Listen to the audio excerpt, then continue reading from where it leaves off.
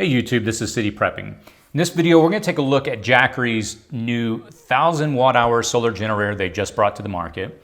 This is a product that has just come out in the last few weeks, and I'll be honest with you, it feels kind of odd doing a product review at the beginning of a pandemic, but I have had a lot of private emails sent to me. I've had phone calls with friends asking me my advice as far as what I would recommend. Some of them, my friends, have to have CPAP machines. I know individuals that have diabetes, so they have to keep small refrigerators cold to keep their insulin cold. So I've been getting a lot of questions that, hey, if the grid were to go down, what options do I have? And I think solar generators are awesome. And we'll talk about how these really stack up against the traditional gas generators. We'll look at the specifics. We'll talk about the price starting out. We'll talk about the advantages of solar generators just in general. And at the end, I'll give you my final thoughts, how this stacks up against the Energy Apex. There's a lot of solar generators I've reviewed. I think this is the fifth one, but I think the Apex is pretty close in a lot of the specs, and we'll look at how these two compare to each other. So let's go ahead and jump in. So before we jump into the specs, let's talk about the price. That's usually the first question people ask. So this particular unit retails $1,000, but I'll put a coupon code below and you can knock $200 off, bringing it down to $800 before taxes. Solar generators, I've been reviewing them for a few years. Something like this a couple of years ago would have cost probably easily $1,000 more, around $1,800. So the price point, in my opinion, is a really excellent price point. I'm not saying it's cheap, but it's a good price point for what you're getting. So let's run through the specs here and let's talk about this. First of all, it is by Jackery.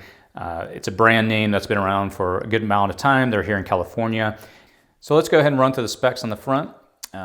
Starting at the top, we've got our input, our display, AC, and DC. By the way, you can operate these independently of one another, which is a pretty nice feature. So as far as the DC goes, we'll go ahead and switch that on here. We've got our 12 volt 10 amp plug-in here. We've got two USB-C plug-ins. We've got a 5 volt 2.4 amp, and then we've got a quick charger 3 volt here at the very bottom. As far as on the AC side, we'll go ahead and flip that on and turn this off. We've got 3 pure sine waves 110 volt with 1,000 watt continuous that you can output on this. And you've got a surge capability up to 2,000 watts. So it can go up to 2,000 watts for a very brief period of time, but you can run, again, 1,000 watts continuous with pure sine wave. So on the top, we've got our input charge options here. We've got our 8mm plug-in here. And then we have our Anderson power pole input for solar plug-in. And we'll talk about the solar panels a little more in just a second. Now this does have a built-in Mtp Charge Controller, which essentially allows you to charge faster with solar. Again, it's a more efficient charging approach. If you do want to charge this with your car, you can plug this into your cigarette lighter and just simply plug in the 8mm plug-in here to your input. If you do, of course, plug it into the wall socket, you've got the big brick here. As far as the display goes, we've got our input, our output, and then you've got the battery life. So it's a very, very simple and easy to use display screen. Now, one particular feature on this device I think is kind of funny, but it is what it is. They put a small flashlight on the side. So you effectively have a 22-pound flashlight. Again, on the internals, you've got a 1,000 watt-hour battery on this. You got an NMC lithium-ion battery. You effectively get 500 charge cycles out of this. This is pretty standard for these types of batteries at this weight. Again, that's 500 charges. After 500, you drop down to about 80% capacity. So if you were to do 500 charges, you would then drop it down to 800 watt hours instead of 1,000 watt hours. Now, if you don't let the battery go below 50% whenever you're using it, you can extend sometimes up to double or triple the battery life. The solar panels that they sell for this particular unit, they're 100 watt solar panels that fold up and compact really easily. They're pretty nice and easy to use. At the moment, they only have the ability to hook up to one 100 watt solar panel. They are coming out with a connector at the end of the month that will allow you to connect two 100 watt solar panels to effectively, again, give you 200 watts of solar input. What I'd like to do now in this particular part of the video is discuss how this stacks up against something like a traditional gas generator. Think of something like a Honda EU 2000 or other models on the market that are comparable. Why would you prefer a solar generator over a traditional gas generator? Well, there's several different things that you have to consider. First of all, I live where we have a lot of sun here in Southern California. And the idea that if the power grid were to go down for an extended period of time and you can't get a hold of gasoline, the ability to hook up solar panels to this and continuously charge it is a huge advantage to me. You essentially have a renewable source of power around the clock. The thing with obviously, with gas generators, it depends on how much fuel you can store and how much you can obtain. Once the fuel's out, it's out, unless you can store a lot of gasoline, which is not always safe to do. These particular devices really stand out in that regards. The second thing that I like about these over a traditional gas generator is OPSEC. OPSEC simply stands for Operational Security. When you begin to consider a potential long power grid down scenario and neighbors begin to get a little restless and you've got a generator running in your backyard, people are going to either hear it or they're going to smell it. And the ability to run power, without making any noise and without anybody really knowing what's going on, it really gives you an advantage because, again, you're not having to give up information about what you have when you want to keep that information private. The other item that I really enjoy is the fact that you don't have to maintain these. It is good to plug them in from time to time, just make sure the battery's got proper charge inside. Obviously with a gas generator, you've got to stay on top of maintenance. You've got to make sure everything's running smoothly on it. You've got to change the oil. Obviously the cost over time to provide fuel for a gas generator adds up. And with this, again, you've got solar panels, you hook it up, and that's done. It's pretty straightforward when it comes to that. One of the other things that I really like is the fact that it's very lightweight and it's portable. This comes in at 22 pounds, and a traditional gas generator, say something like a Honda EU2000 is going to come in closer to 50 pounds. So if you had to move and you've got to be mobile and you have to go somewhere quickly, just being able to grab this, toss it in the back of your car, it makes it a practical option. Now, I do realize that these are not nearly as powerful as a traditional gas generator. What do I mean by that?